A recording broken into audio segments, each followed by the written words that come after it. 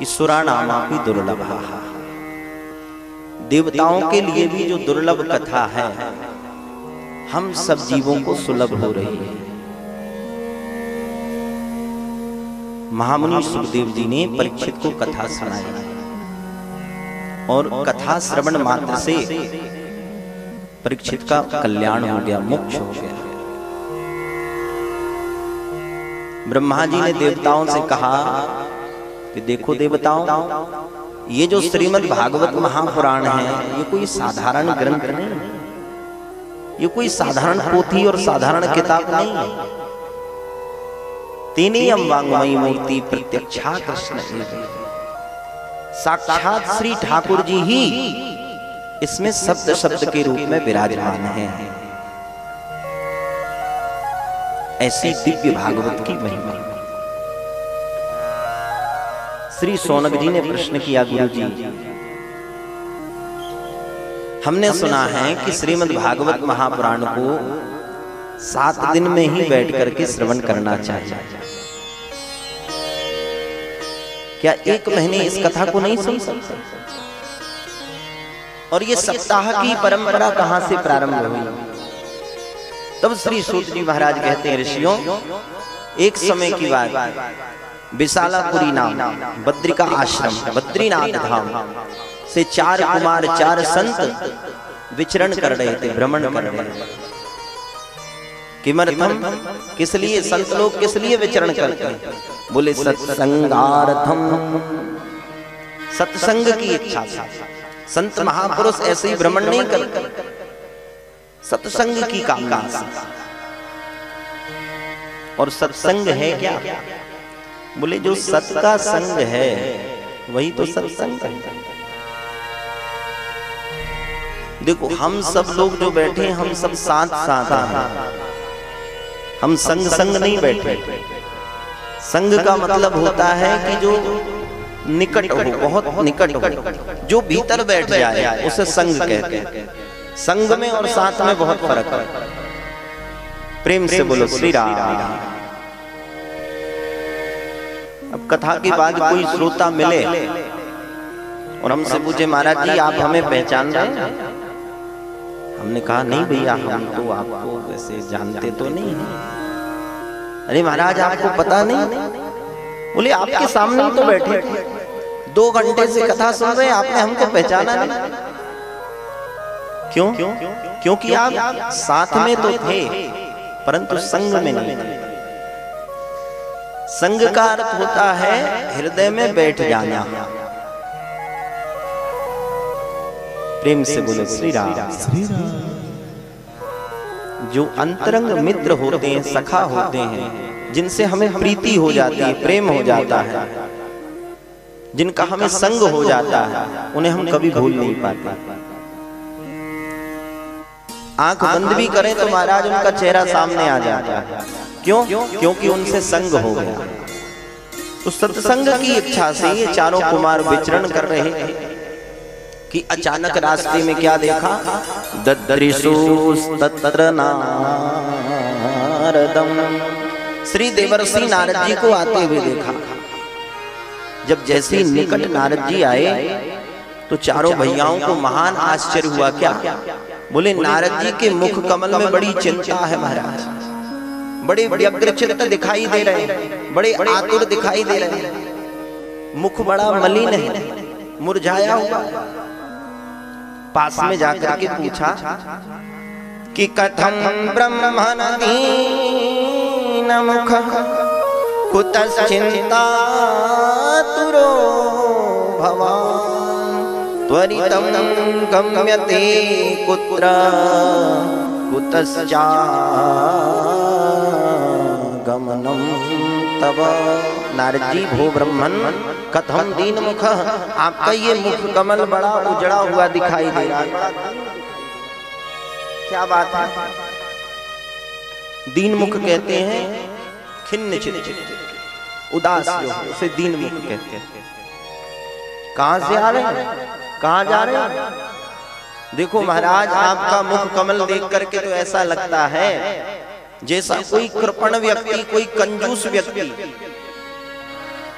बड़ी मेहनत करके महाराज धन को इकट्ठा करे और उसके एकदम कड़क कड़क नोट महाराज टुकड़ों में बदल जाए, नष्ट हो जाए, तो उसके मन में इतनी चिंता होती, इतनी व्याकुलता होती है।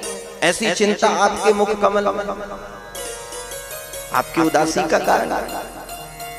देखो महाराज, आप तो ऐसे मुक्त संग महात्मा हैं कि आपने अपने रहने के लिए एक झोपड़ी भी नहीं बनाई।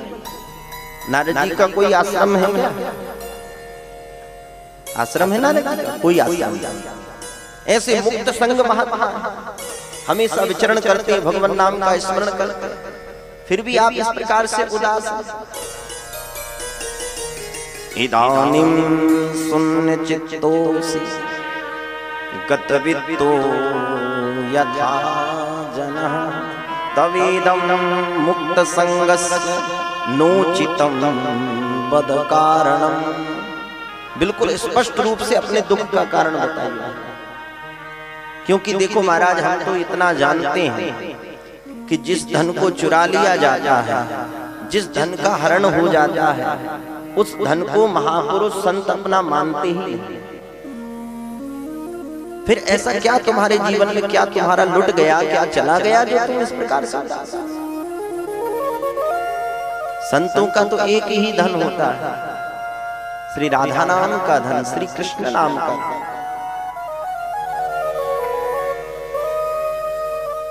फिर आपका ऐसा क्या चला गया जो आप इस प्रकार से व्याकुल हैं, आप इस प्रकार से उदास हैं?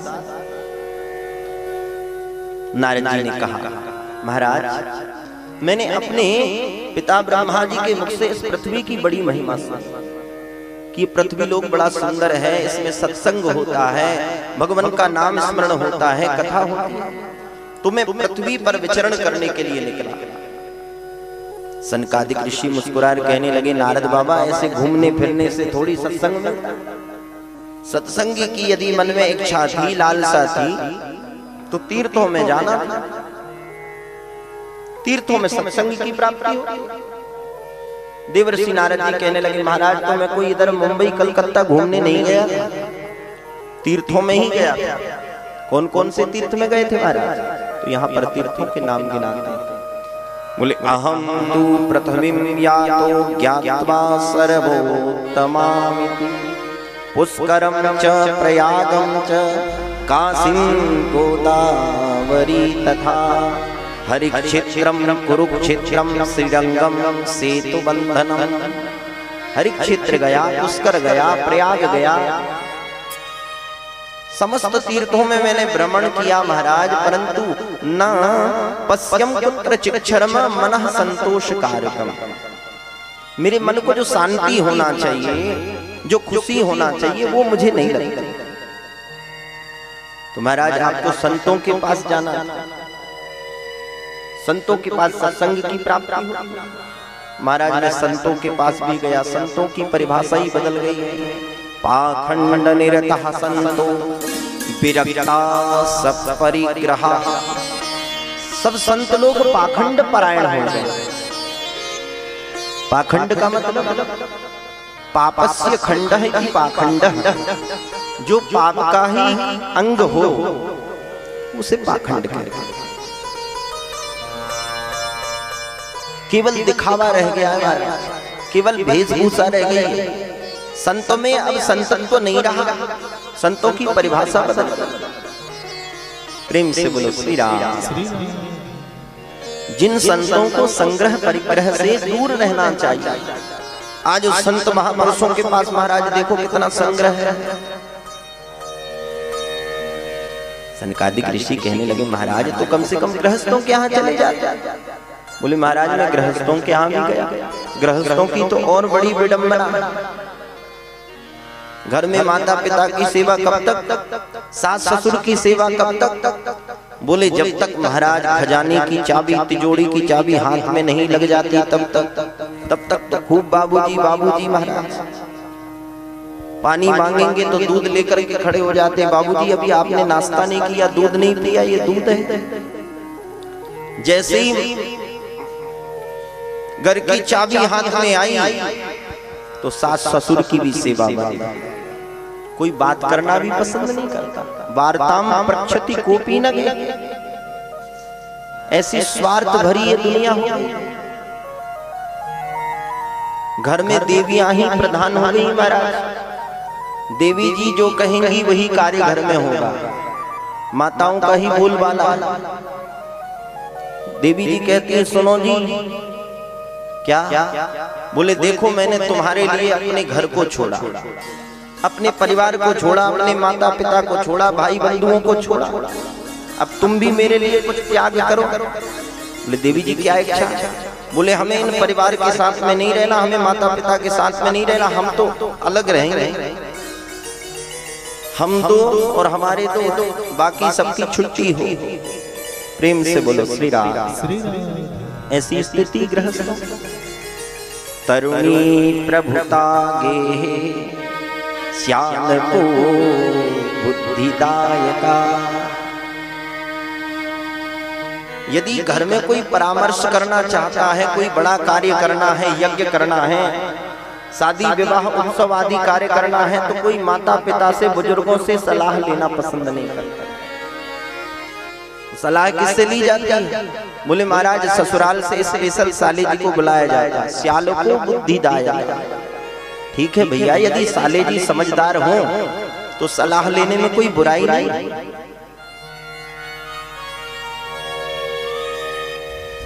ब्रज में बड़ी सुंदर कहावत है, जब घर में ज्यादा खिड़कियां हो जाती हैं तो घर की शोभा बिगड़ जाती है।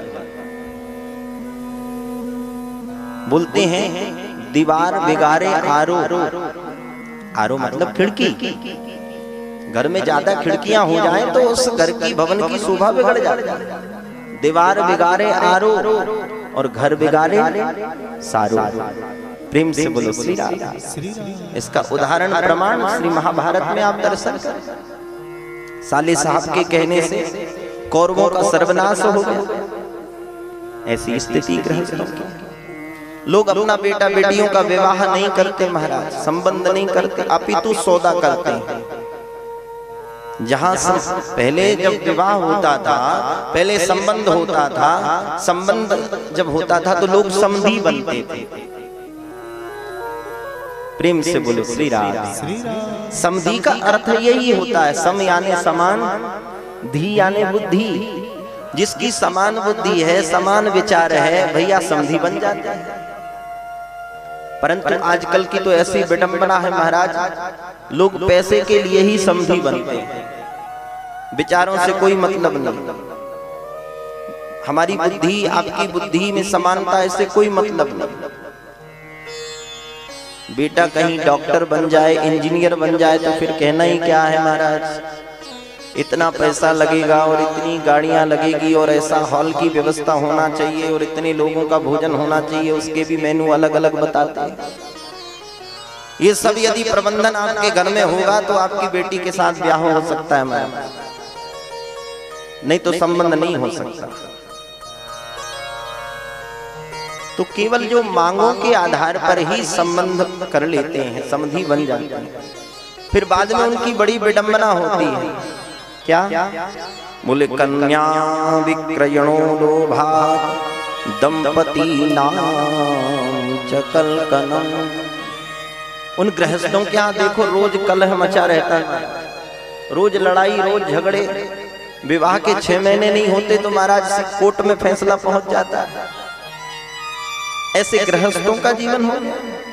ये सब देख देख करके मुझे महान आश्चर्य हुआ और मैं मन में विचार किया कि अब मुझे गोविंद की नगरी में प्रस्थान करना चाहिए, जो श्री ठाकुर जी की जन्म स्थली है, क्रीड़ा स्थली है। तो श्री देवर्षि नारद कहते हैं एवं पश्यन् कलिर्दोषा पर्यटन नवमीमहम् यामुनम तटवापन्नो यत्र लीला हरेर्भू। जहां श्री गोविंद जी ने नित्य लीलाएं की है, गोचारण लीला, माखन चोरी लीला, ऐसी दिव्य भूमि में मैं गया। जैसे मैंने वृंदावन में प्रवेश किया महाराज, और जैसे मैं यमुना के तट से जाने लगा तो वहां तो बड़ा महान आश्चर्य देखा। क्या आश्चर्य!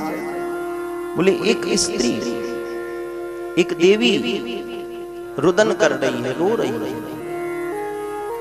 और उसी देवी के गोद में दो वृद्ध पुरुष लेटे हुए हैं। अनेक माताएं, अनेक देवियां, अनेक स्त्रियां उसकी सेवा शुश्रूषा में लगी। यह देख करके मुझे महान आश्चर्य हो गया। मैंने सोचा देवियों का समुदाय है, यहाँ पर महात्माओं को क्या आवश्यकता जाने की। हम चलने जाने लगे। जैसे हम वहां से आगे जाने लगे तो उस देवी ने आवाज लगाई कि भो भो साधु क्षणं तिष्ठ मच्चिंतामपि नाशय दर्शनं तव लोकस्य सर्वथा हरम परम। भो साधु क्षणं तिष्ठ। अरे महाराज जी थोड़ा रुकिए। मैंने जब पीछे मुड़ करके देखा, देवी ने आवाज लगाई, तो मैंने सोचा चलो पास में जाकर के पूछा मैंने, देवी आपका परिचय, आप कौन हो? काशित्वम।